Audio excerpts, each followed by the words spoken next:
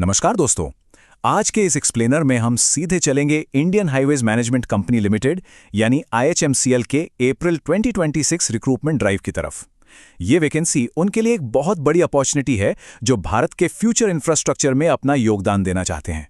तो चलिए बिना किसी देरी के इस पर एक डीप डाइव करते हैं। अब देखिए, IHMCL को पूरा सपोर्ट करता है national highways authority of India और इनका मुख्य लक्ष्य क्या है? देश भर में इलेक्ट्रॉनिक टोल कलेक्शन और आधुनिक इंटेलिजेंट ट्रांसपोर्ट सिस्टम्स का जाल बिछाना। ये सिंपली ट्रैफिक मैनेजमेंट और हाईवे मॉडर्नाइजेशन की दिशा में एक बहुत बड़ा और ज़रूरी कदम है। इस इंफॉर्मेशन को थोड़ा आसान बनाने के लिए हम इस नोटिफिकेशन को 5 हिस्सों में तोड़ रहे हैं। IHMCL का introduction, technology leadership roles, business and operations, finance roles की योग्यता और आखिर में जो सबसे ज़रूरी नियम और डेडलाइंस हैं। तो शुरुआत करते हैं पहले हिस्से से, वेलकम टू IHMCL और बेहतर राजमार्ग प्रबंधन। इस रिक्रूटमेंट साइकिल में इनके पास 8 हाईली स्पेशलाइज्ड वैकेंसीज हैं। ग्राफ में साफ दिख रहा है कि सबसे बड़ा फोकस सिस्टम्स इंजीनियरिंग टैलेंट पर है। 4 पोजीशंस तो सिर्फ लीड सिस्टम्स इंजीनियर के लिए निकल आई हैं। बाकी की 4 IT आर्किटेक्ट, मार्केटिंग, ग्रीवियंस और फाइनेंस के बीच एक-एक करके बांटी गई हैं। इसका सीधा सा मतलब है कि ऑर्गेनाइजेशन का पूरा ध्यान टेक इंफ्रास्ट्रक्चर को बिल्ड करने पर है। अब आते हैं दूसरे हिस्से पर, द टेक्नोलॉजी लीडरशिप रोल्स, यानी ऐसे विजनरीज जो भविष्य का निर्माण करेंगे।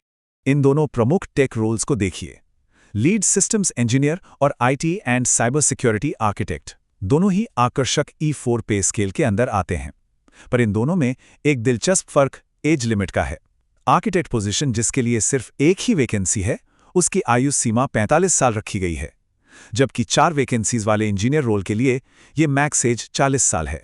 लीड सिस्टम्स इंजीनियर की इन 4 पोस्ट्स के लिए क्वालिफिकेशंस क्या हैं? इंजीनियरिंग डिग्री में कम से कम 60% मार्क्स तो होने ही चाहिए, लेकिन उसके साथ नेशनल स्किल टोलिंग या डिजिटल इंफ्रास्ट्रक्चर में पूरे 6 साल का ठोस एक्सपीरियंस अनिवार्य है। और हाँ, अगर MLFF यानी multi lane free flow tolling, जिसमें बिना गाड़ी रोके टोल कटता है, क्लाउड मॉडर्नाइजेशन या साइबर सिक्योरिटी का एक्सपीरियंस है, तो सिलेक्शन में आपको पक्का प्राथमिकता दी जाएगी। वहीं दूसरी तरफ IT आर्किटेक्ट के रोल के लिए 60% मार्क्स के साथ डिग्री चाहिए और साथ ही सिस्टम्स आर्किटेक्चर, IT इंफ्रा या साइबर सिक्योरिटी में 6 साल का डीप अनुभव होना चाहिए। अगर AI, IoT या क्लाउड सिक्योरिटी जैसे advanced smart highway security domains में काम किया गया है, तो समझिए ये पोस्ट बिल्कुल आदर्श है। चलिए आगे बढ़ते हैं तीसरे हिस्से की तरफ, बिजनेस एंड ऑपरेशंस रूल्स, जो कि इस पूरी कंपनी की रीढ़ हैं। E4 ग्रेड पर 2 नई मैनेजर लेवल की वैकेंसीज भी निकाली गई हैं। एक मार्केटिंग एंड बिजनेस डेवलपमेंट के लिए और दूसरी grievance redressal and customer services के लिए। दोनों में कुछ बेसिक चीज़ें बिल्कुल सेम हैं। एज लिमिट 40 साल पर कैप की गई है और दोनों के लिए ही बैचलर्स डिग्री के साथ स्पेसिफिक फील्ड में MBA का होना एकदम लाजमी है। पर भले ही पे स्केल और एजुकेशन सेम हो, एक्सपीरियंस की रिक्वायरमेंट एकदम अलग है। मार्केटिंग पोस्ट के लिए ब्रांड स्ट्रैटेजी और पब्लिक आउटरीच में 6 साल का एक्सपीरियंस मांगा गया है, लेकिन ग्रीवेंस रिड्रेसल रोल पूरी तरह अलग है। इसमें 24/7 इमरजेंसी डिस्पैच या सिटीजन सर्विस जैसे सुपर चैलेंजिंग माहौल में काम करने का बैकग्राउंड होना जरूरी है। अब आते हैं चौथे हिस्से पर, क्वालिफिकेशंस फॉर फाइनेंस एप्लीकेंट्स, यानी वित्तीय प्रबंधन को संभालना। इस पूरी ड्राइव में असिस्टेंट मैनेजर ऑफ फाइनेंस अकेली ऐसी पोजीशन है जो E2 ग्रेड पर आती है। ये क्लियरली युवा प्रोफेशनल्स को टारगेट कर रही है।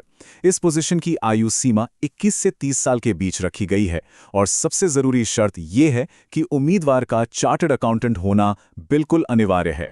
एक बहुत जरूरी पॉइंट, बाकी सारी वैकेंसीज जिन्हें हमने अभी देखा वो लैटरल इंडक्शन है, जहां अनुभव मांगा गया है, लेकिन ये फाइनेंस वाली पोस्ट एक डायरेक्ट रिक्रूटमेंट है। इसका सीधा सा मतलब यह है कि इसमें सिलेक्शन बिना किसी प्रायर एक्सपीरियंस के स्ट्रिक्टली ICAI फाइनल एग्जाम के दोनों ग्रुप्स में आए मार्क्स पर आधारित होगा। और याद रखिए, ये मार्क्स 2024 और 2025 की नई स्कीम के अकॉर्डिंग ही वैलिड होंगे। आखिर में हम आते हैं 5वें और सबसे जरूरी हिस्से पर, एसेंशियल रूल्स और डेडलाइंस। एप्लीकेशन आखिर करनी कैसे है? अप्लाई करने का प्रोसेस बहुत ही स्ट्रिक्ट मगर 4 स्टेप का सिंपल डिजिटल प्रोसेस है। सबसे पहले IHMCL की ऑफिशियल वेबसाइट पर जाइए, फिर करियर सेक्शन में न्यू ओपनिंग्स पर क्लिक कीजिए। उसके बाद ऑनलाइन एप्लीकेशन लिंक को चुनकर आगे दी गई सारी इंस्ट्रक्शंस को फॉलो कर लीजिए। यहाँ एक बहुत बड़ी वार्निंग भी है। अगर आपने ऑनलाइन फॉर्म के अलावा किसी भी और तरीके से अप्लाई करने की कोशिश की, जैसे कि पेपर भेजना या फिजिकली फॉर्म सबमिट करना, तो उस एप्लीकेशन को बिना किसी नोटिस के तुरंत खारिज कर दिया जाएगा। ऑनलाइन प्रोसेस ही कंप्लीटली एकमात्र रास्ता है।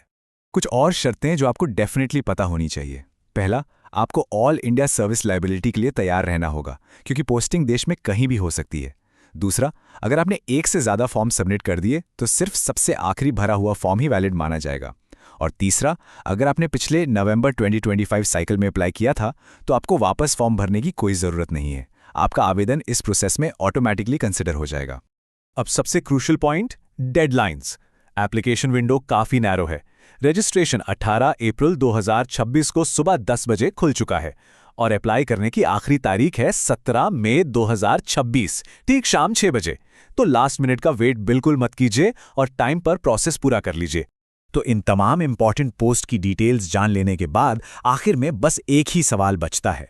भारत के आने वाले कल के इन नेशनल हाईवेज और इंटेलिजेंट ट्रांसपोर्ट सिस्टम्स का निर्माण करने के लिए आगे आने की क्षमता किसमें है? क्या इन तकनीकी चुनौतियों को स्वीकार करने के लिए आप तैयार हैं? इस एक्सप्लेनर से आपको रिक्रूटमेंट प्रोसेस की बिल्कुल क्लियर पिक्चर मिल गई होगी। सोचिए और आगे बढ़िए। आज के लिए बस इतना ही।